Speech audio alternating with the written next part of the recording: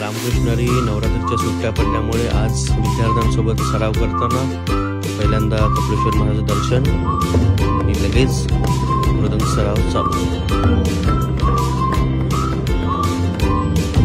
सोबत बसवराज, विठ्ठल, भैरव, स्वरा, प्रशांत आणि कृणाल।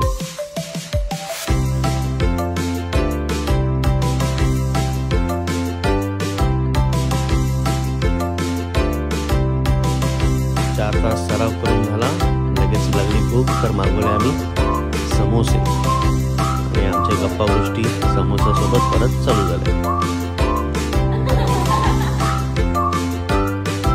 कपिलेश्वर मंदिर ट्रस्ट यांचेही मनापासून आभार आम्हाला हॉल उपलब्ध करून दिल्याबद्दल।